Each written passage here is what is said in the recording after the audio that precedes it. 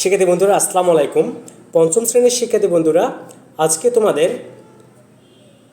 বাংলাদেশ ও বিশ্ব পরিচয় বইয়ের প্রথম অধ্যায়, যেখানে বলা হচ্ছে বাংলাদেশের ঐতিহাসিক স্থান ও নিদর্শন, এটি নিয়ে আলোচনা করব।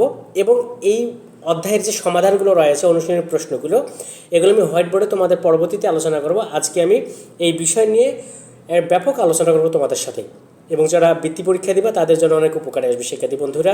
তো চলুন ক্লাসটি শুরু করা যাক। আর নতুন হয়ে থাকলে অবশ্যই চ্যানেলটি সাবস্ক্রাইব করবেন এবং পেজটিতে ফলো দেবেন। ধন্যবাদ। দেখো শিক্ষার্থী বন্ধুরা, এখানে বলা হচ্ছে বাংলাদেশের ঐতিহাসিক স্থান ও নিদর্শন। বাংলাদেশে বিভিন্ন ধরনের ঐতিহাসিক স্থান রয়েছে, খুবই গুরুত্বপূর্ণ যে স্থানগুলো, সেই আজকে আমরা স্থানগুলো সম্পর্কে জানবো ও নিদর্শন সম্পর্কে জানবো। প্রথমত এখানে বলা হচ্ছে মহাস্থানগড় ও ওয়ারী বটেশ্বর। মহাস্থানগড় একটি প্রত্নতাত্ত্বিক নিদর্শন, এবং সেই সাথে মহাস্থানগড়ের সাথে ওয়ারী যে বটেশ্বর আছে এটি একটি প্রত্নতাত্ত্বিক নিদর্শন। শিক্ষার্থী বন্ধুরা দেখো, এখানে বলা হচ্ছে বাংলাদেশে অনেক গুরুত্বপূর্ণ ঐতিহাসিক স্থান ও নিদর্শন আছে। এই নিদর্শনগুলো থেকে আমরা অতীতের সংস্কৃতি কি, আমরা যা তাই আমাদের সংস্কৃতি ও সভ্যতা সম্পর্কে জানতে পারবো। প্রথমত এখানে যদি আমরা আসি শিক্ষার্থী বন্ধুরা, বলা হচ্ছে মহাস্থানগড়ের যে বিষয়গুলো এখানে আর কি লিপিবদ্ধ করা হয়েছে বা বলা হচ্ছে, সেটা হচ্ছে খ্রিস্টপূর্ব 3য় শতক থেকে পরবর্তী 1500 বছরের বেশি সময়কালের বাংলার ইতিহাসের সাক্ষ্য বহন করে যে নিদর্শনটি, সেই নিদর্শনটির নামই হচ্ছে মহাস্থানগড়। তাহলে শিক্ষার্থী বন্ধুরা, আমরা একটা বিষয় জানলাম যে 3য় শতক থেকে শুরু করে 1500 বছরের বেশি সময়ের যে ইতিহাস সাক্ষ্য বহন করে, সেটা হচ্ছে এই মহাস্থানগড়। মৌর্য আমলে এই স্থানটি পুণ্ড্রনগর নামে পরিচিত ছিল। মৌর্য যে যুগ ছিল বা মৌর্য আমল ছিল, সেটাতে নাম ছিল পুণ্ড্রনগর। বগুড়া শহর থেকে প্রায় 18 কিলোমিটার উত্তরে, এটা আসতে পারে যে বগুড়া শহর থেকে প্রায় কত কিলোমিটার দূরে, 18 কিলোমিটার উত্তরে করতোয়া নদীর তীরে, কোন নদীর তীরে? করতোয়া নদীর তীরে মহাস্থানগড় অবস্থিত। এরপরে যদি আসি, এখানে প্রাপ্ত নিদর্শনগুলোর মধ্যে রয়েছে চওড়া খাত বিশিষ্ট প্রাচীন দুর্গ, প্রাচীন ব্রাহ্মীর শিলালিপি, মন্দিরসহ অন্যান্য ধর্মীয় ভগ্নাবশেষ, পোড়ামাটির ফলক, ভাস্কর্য, ধাতব মুদ্রা এবং পুঁতি। 3.35 মিটার লম্বা খোদাই পাথরও রয়েছে শিক্ষার্থী বন্ধুরা এই মহাস্থানগড়ের মধ্যে। এখন যদি আমরা আসি ওয়ারী বটেশ্বরের দিকে, তাহলে আমরা বলতে পারি নরসিংদী জেলার ওয়ারী ও বটেশ্বর নামক 2টি গ্রামে প্রচুর নিদর্শন পাওয়া গিয়েছে, যেগুলো প্রাচীন নিদর্শন। এই প্রাচীন নিদর্শনগুলো পাওয়া গেছে।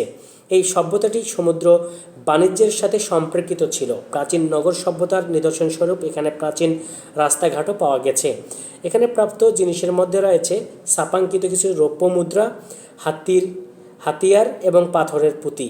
এগুলো কিন্তু পাওয়া গেছে শিক্ষার্থী বন্ধুরা, যেমন ছাপাঙ্কিত রৌপ্য মুদ্রা পাওয়া গেছে, হাতিয়ার পাওয়া গেছে এবং পাথরের পুঁতি পাওয়া গেছে। এসব নিদর্শনের মধ্য দিয়ে আমরা ফেলে আসা সময়কে যেমন জানতে পারি, তেমনি আমাদের ঐতিহ্যকে আমরা ধরে রাখতেও সক্ষম হই শিক্ষার্থী বন্ধুরা। এরপর যদি আমরা আসি 2 নম্বরের যে বিষয়টা, সেটা পাহাড়পুর ও ময়নামতি। পাহাড়পুর একটা ঐতিহাসিক নিদর্শন। এই ঐতিহাসিক নিদর্শনটি 781 থেকে 821 খ্রিস্টাব্দে পাল রাজা ধর্মপালের শাসনামলে নির্মিত হয়। পাহাড়পুর রাজশাহী বিভাগের নওগাঁ জেলায় অবস্থিত। এখানে 24 মিটার উঁচু গড় রয়েছে, যেটা সোমপুর বিহার নামে সমধিক পরিচিত। এই চমৎকার বৌদ্ধ বিহারের চারপাশে 177টি ভিক্ষু কক্ষ আছে, যেখানে শিক্ষাদান করানো হতো।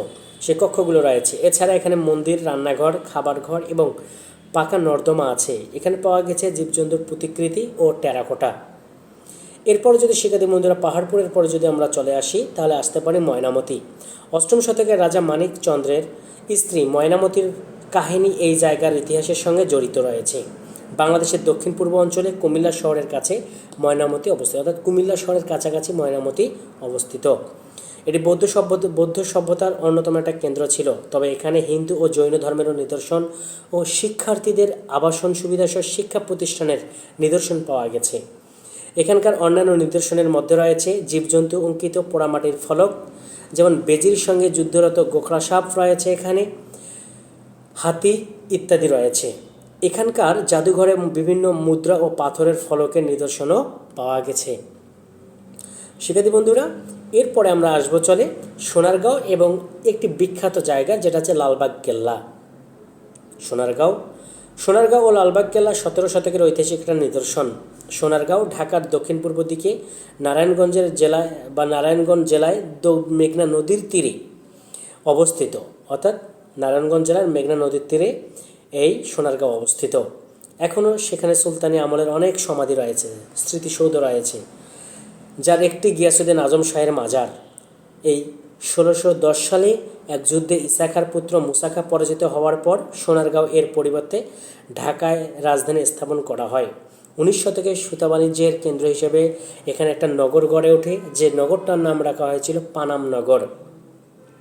সোনারগাঁও এর গৌরব ধরে রাখার জন্য শিল্পাচার্য জয়নুল আবেদিন ১৯৭৫ সালে এখানে একটি লোকশিল্প জাদুঘর প্রতিষ্ঠা করেন। তার আসতে পারে লোকশিল্প জাদুঘরটি প্রতিষ্ঠা করা হয় কত সালে? ১৯৭৫ সালে। এবং কোথায়? সোনারগাঁওয়ে এটা স্থাপন করা হয়। এবং ১৯৭৫ সালে সোনারগাঁও স্থাপনাটির বা জাদুঘরটির প্রতিষ্ঠা করেন কে? প্রতিষ্ঠাতা বা হচ্ছে যে শিল্পী বা যার মাধ্যমে এটি গড়ে ওঠে বা প্রতিষ্ঠা লাভ করে, তার নাম হচ্ছে শিল্পাচার্য জয়নুল আবেদিন। লোকশিল্প জাদুঘরটি বাংলাদেশের অন্যতম একটা পর্যটন কেন্দ্র। শিক্ষার্থী বন্ধুরা, এরপর আমরা যদি আসি, সেটা হচ্ছে লালবাগ কেল্লা। ঢাকার দক্ষিণ পশ্চিমে বুড়িগঙ্গা নদীর তীরে ১৬৭৮ সালে লালবাগ কেল্লা নির্মাণ করা হয়। আওরঙ্গজেবের পুত্র শাহজাদা মোহাম্মদ আজম শাহ এটি বা এই দুর্গটির নির্মাণ কাজ শুরু করলেও শেষ করতে পারেননি। দুর্গটি সম্পূর্ণ ইটের তৈরি। দুর্গের মাঝখানে খোলা জায়গায় মোগল শাসকগণ তাঁবু টানিয়ে বসবাস করতেন। দুর্গের দক্ষিণে গোপন প্রবেশপথ এবং একটি ৩ গম্বুজ বিশিষ্ট মসজিদ রয়েছে। দুর্গের ভেতরে রয়েছে পরিবিবির মাজার।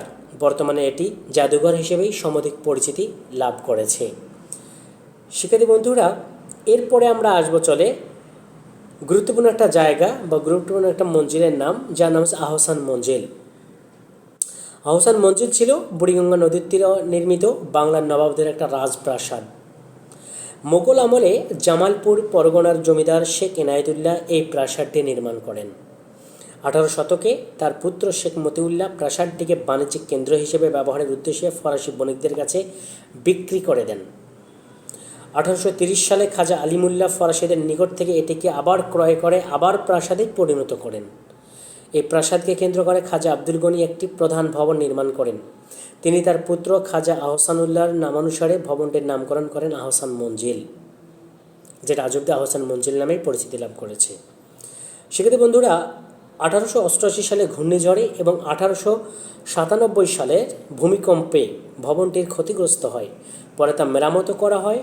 ১৯৮৫ সালে বাংলাদেশ সরকার প্রাসাদটির তত্ত্বাবধানের দায়িত্ব নেওয়ার পর এর প্রাচীন ঐতিহ্য ফিরিয়ে আনা হয়।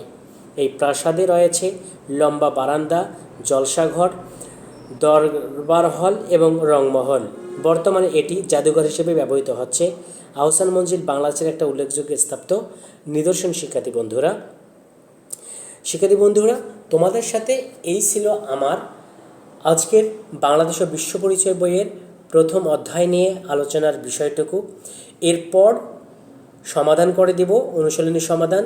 সেই অবধি সবাই ভালো থাকবা, সুস্থ থাকবা, সবার সুস্বাস্থ্য কামনা করছি। আর একটি কথা, আমাদের যদি অনলাইন কোর্সে ভর্তি হতে চাও, পেড ব্যাচে মাত্র ১,০০০ টাকায় ৩ মাসের কোর্স, যারা বৃত্তি পরীক্ষা দিবা তাদের জন্য সুযোগটি রয়েছে, তোমরা ভর্তি হতে পারো। ভর্তি হওয়ার জন্য আমাদের সঙ্গে যোগাযোগ করতে পারো।